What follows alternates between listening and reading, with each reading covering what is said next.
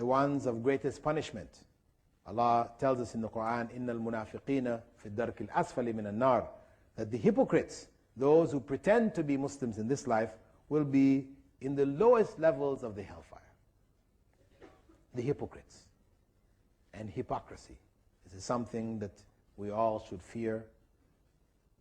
Especially when Prophet Muhammad ﷺ had said that there are some people who will do the deeds of the people of paradise throughout their lives until they reach a bow's length away from paradise, then they will start doing the deeds of the people of hell, die doing those deeds, and be thrown in hell because of it. Who are these people? These are the hypocrites. These are the people who do the deeds of the people of paradise because their family says pray, fast, they pray. They are in a community which is keeping an eye on them, so they toe the line. Eventually they get a chance to get out of it, get out of that situation, to go to another town or to leave home, go elsewhere, and you see them partying, taking drugs, fornication, everything. Their true belief will come out. On the other hand, Prophet Muhammad ﷺ said that there will be some people who will do the deeds of the people of hell throughout their lives until they reach a point where they are only a bow's length away from hell. Then they will start doing the deeds of people of paradise, die doing those deeds, and be put in paradise. Now, some people may say, okay, that means it's okay, we can keep on doing these deeds, it's all right, we can still have a good time, there's a good chance, things will turn around. No, this is not in reference to those people who know the truth and choose to do evil. This is not in reference to them. This is in reference to people who were not exposed to the truth. So they lived lives which were, you would say, this is the life of the people of hell. They were Christian, they were Buddhist, they were whatever. You said they're going to hell. All the Buddhists, all the Christians, they're going to hell. But they were sincere. So Allah gives them an opportunity in their lives to find the truth, and then they change and do the deeds of the people of paradise. They become true believers and go to paradise because of it. So, the hellfire has many levels. 7 to be specific. And the lowest, we said, was reserved for the hypocrites. The highest level, which is the lightest punishment. Prophet Muhammad ﷺ said that the person who will have that lightest punishment will be Abu Talib. Abu Talib, his uncle, who looked after him, raised him, protected him against the Quraysh. Knew he was a prophet, supported him, but when he came to his deathbed, he chose to go with the way of the forefathers.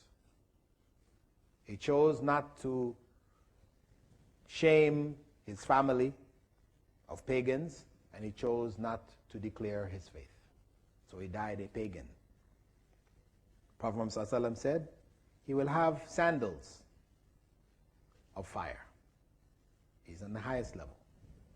Only his feet are in the hellfire, just in those sandals. But the sandals will be enough, the fire of those sandals will be enough that his brains will boil perpetually.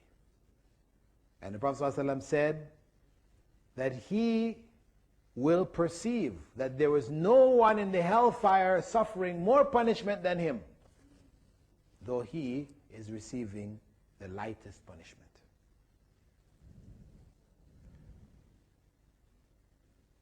What is the punishment of a person who commits suicide in rape?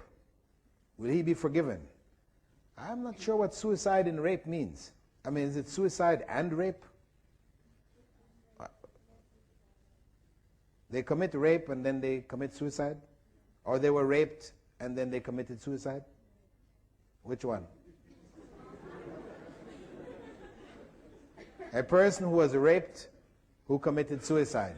Well, technically speaking, a person who commits suicide, according to Prophet Muhammad ﷺ, will be in the hellfire perpetually, killing themselves over and over again in the way in which they kill themselves in this life.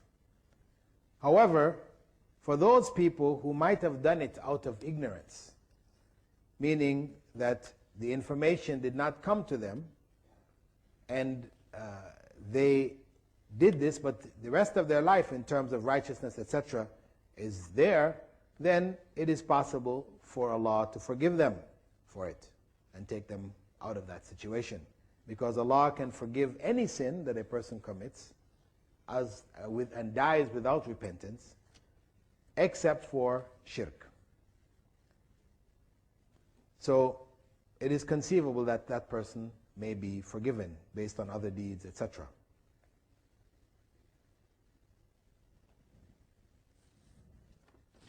Will anyone die in the next world? We said that death will be slaughtered, there will be no death. What happens, what's going to happen when Dajjal comes? What will he do? Who is he? That's a big story. To try to answer all of that, as I said, we tried to leave out some of these details because of the fact that, to do it would mean we would not be able to get to anybody's questions. But Dajjal, suffice to say, is known as the Antichrist. He will be the major figure to claim that he is a prophet, eventually claiming that he is God himself. He will be doing certain things which we might consider to be miraculous. The treasures of the earth will come out behind him and follow him. He will fire an arrow into the air and it will come back with blood on it, and he will say he killed God, I mean, a variety of things, and people will follow him. He'll enter all cities of the earth with the exception of Mecca and Medina. But when he comes to the outside of Medina, some 60,000 of its inhabitants will come out and join him. He will create, he will kill many, many believers during his period of reign on the earth. Eventually, Prophet Isa will come and fight against him. When he sees Prophet Isa, as described in the hadiths, he will crumble like salt, and Prophet Isa will go and kill him and will kill all of his followers. Assalamu alaikum wa rahmatullahi wa barakatuh.